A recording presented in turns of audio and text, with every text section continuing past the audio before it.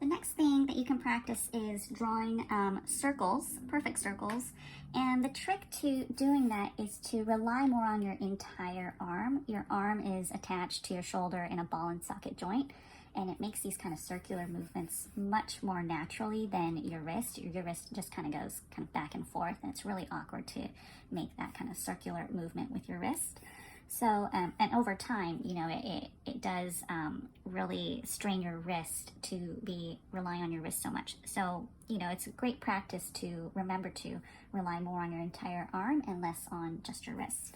So kind of let go and almost, you know, imagine the circle before you're drawing it. And so imagine that movement that you're making.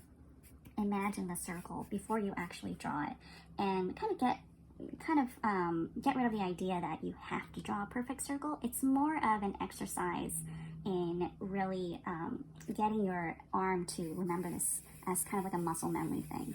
And so although you may not make perfect circles in the beginning, it's really a matter of you're trying to train your arm into remembering this movement. So you can fill a whole page with these circles. So you can kind of see that I'm making the movement before I put my pencil down to touch the paper. Okay, and this is a great exercise, and yes, to make perfect circles, but also just to, you know, gain some more confidence in your line making and gain some more confidence in just your hand-eye coordination. So that confidence really comes out in your line making, in your drawing. The quality of your line is always so apparent based on the amount of confidence, you know, the amount of commitment that you're making, the follow through that you're making with your lines.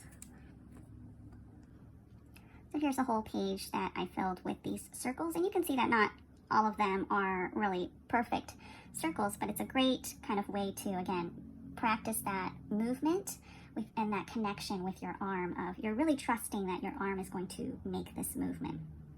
And you can always fix some of these up. You can take, like, you know, one that looks a little bit closer to perfect and kind of fix it up and really get a nice, solid, perfect circle. The trick to getting a perfect circle is to really look at it from all angles, 360 degrees.